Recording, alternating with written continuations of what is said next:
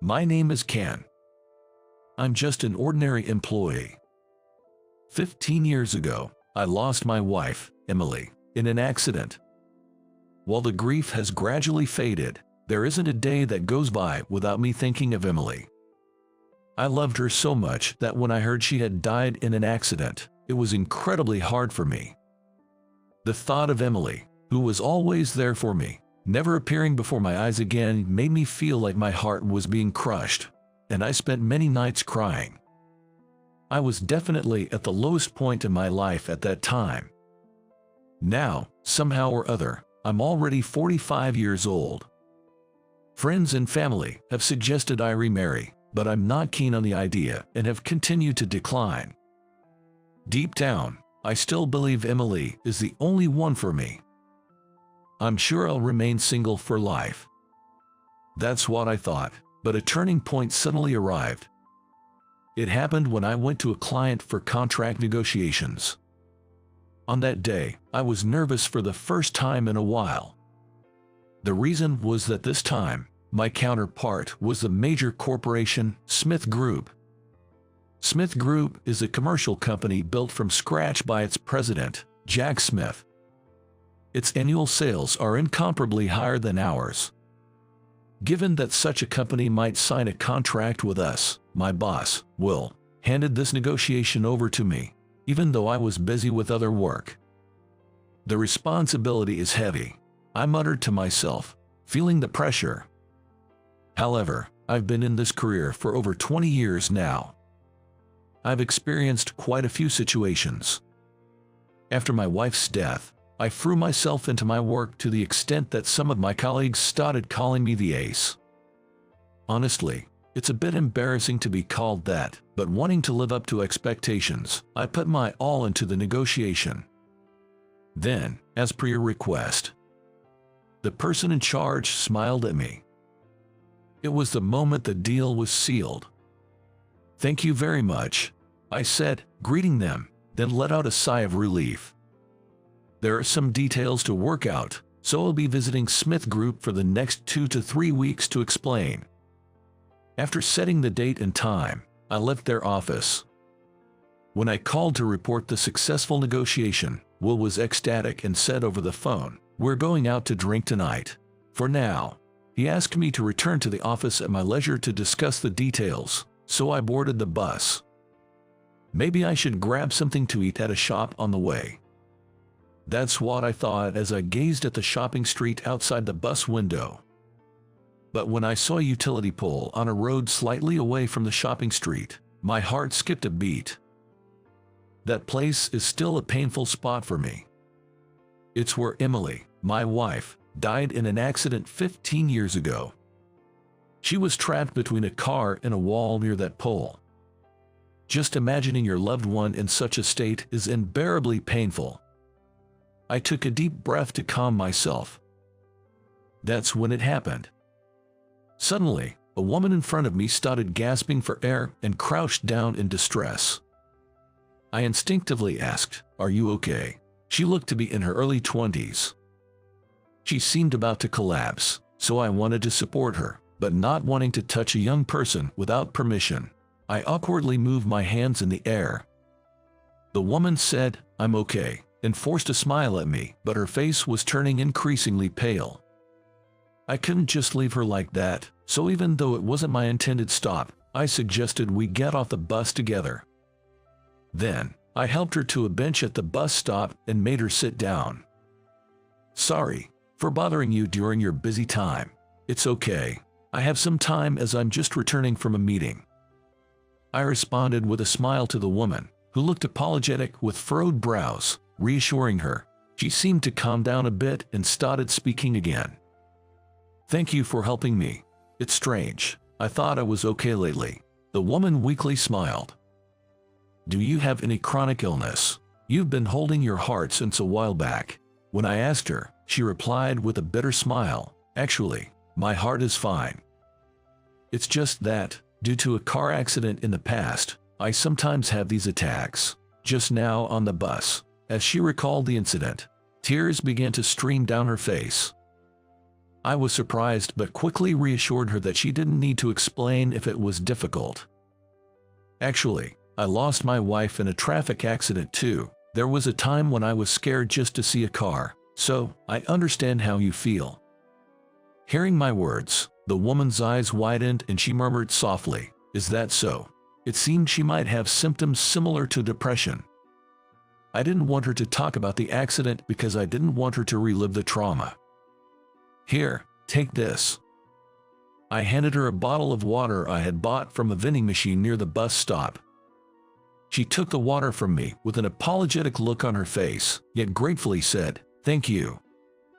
I stayed with her until she calmed down, and after a while, she called a taxi and left in the opposite direction. It seemed resolved. But then, I noticed a shiny keychain on the ground.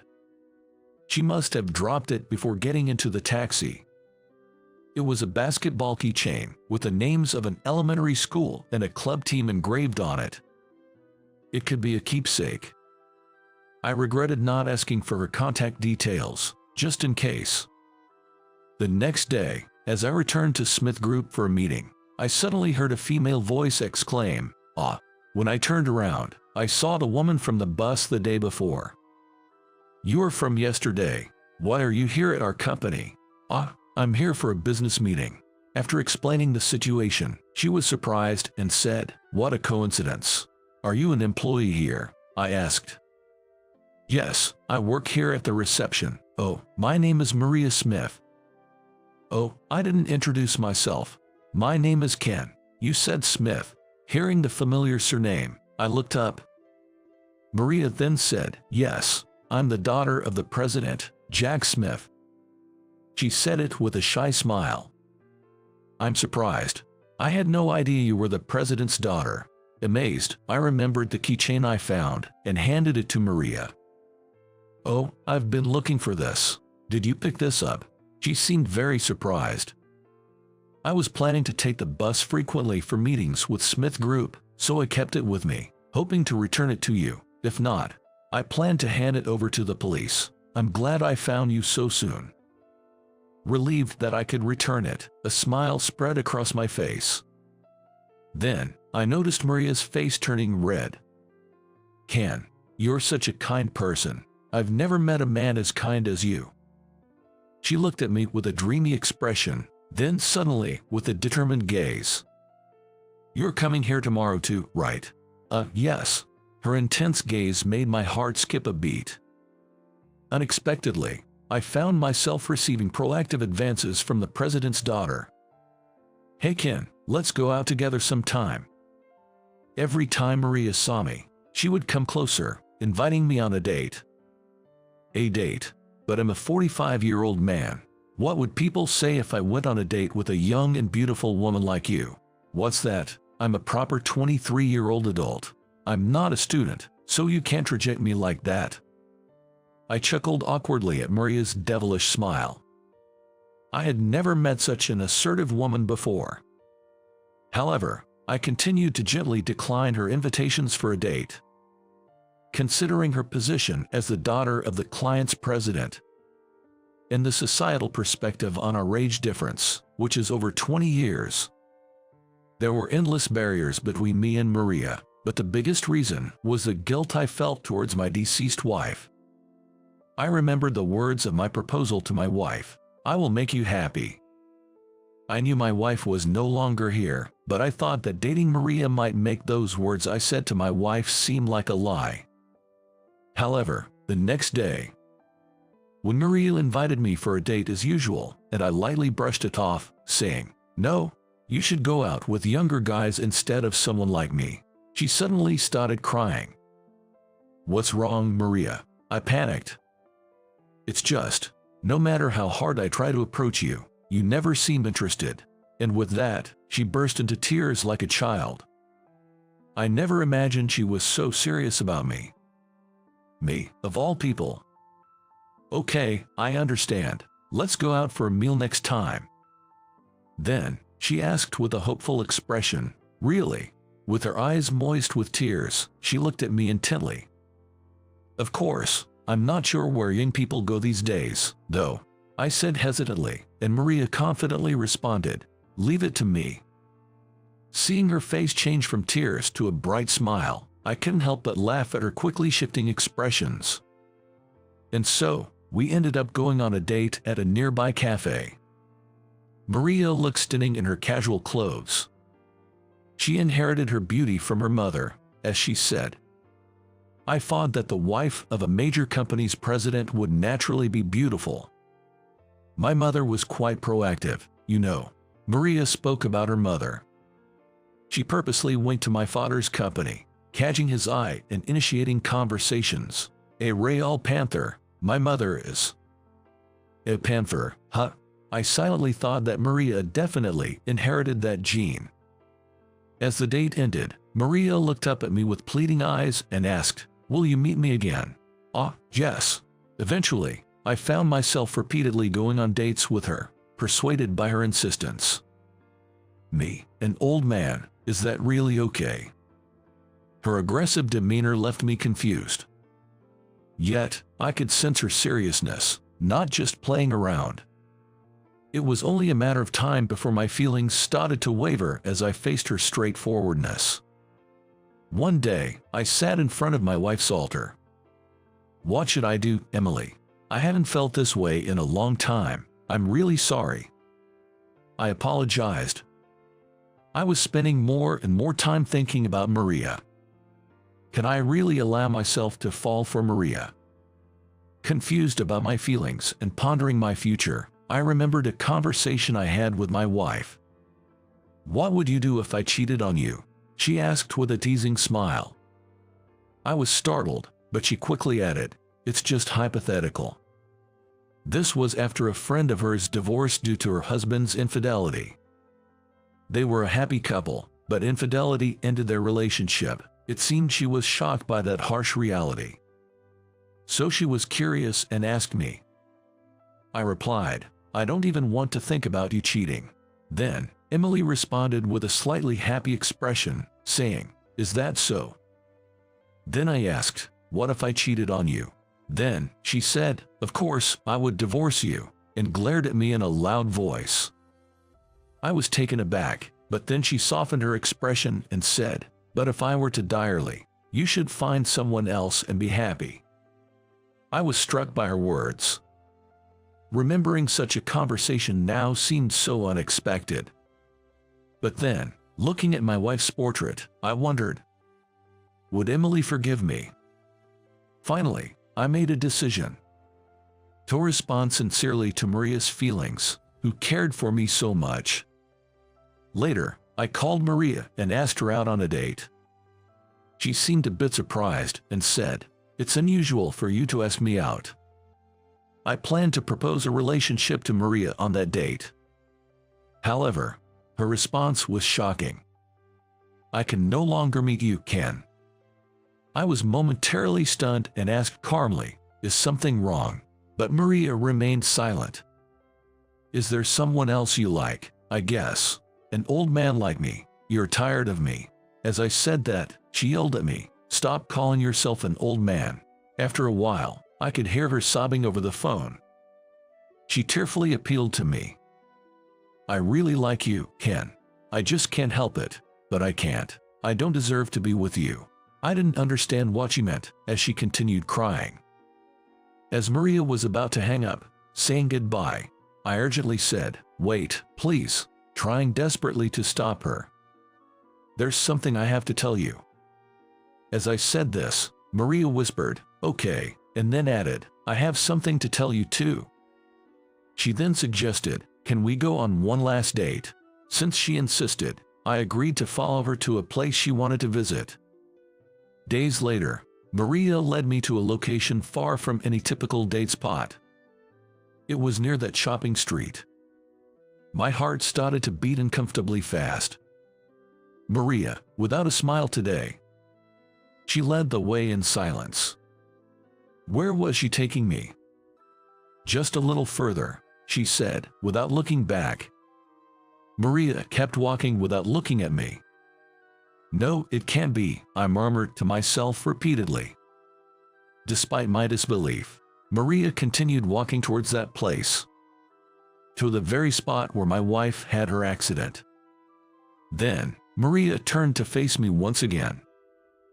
"This is where your previous wife died, right?" "Yes, it is."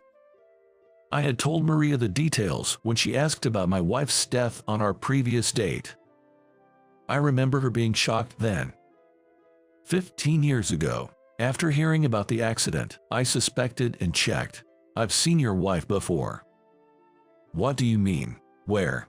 Maria slowly opened her tightly sealed lips. "I was in the passenger seat of the car that hit your wife." I was stunned.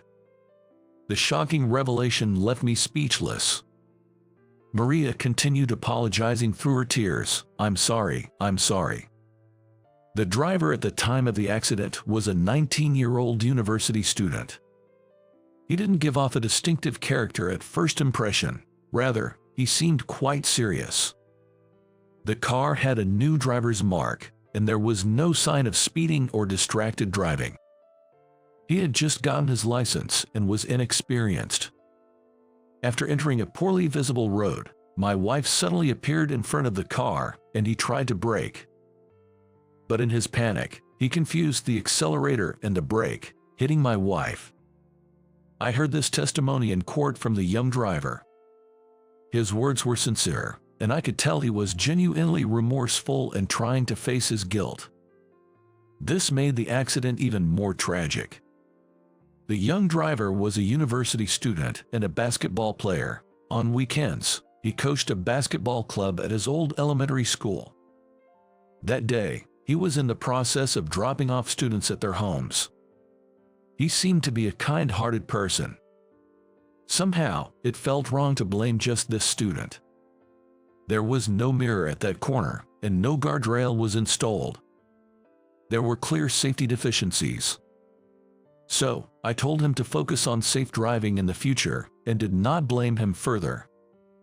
After the accident, mirrors and guardrails were installed at the site, and I chose to believe that my wife's death was not in vain.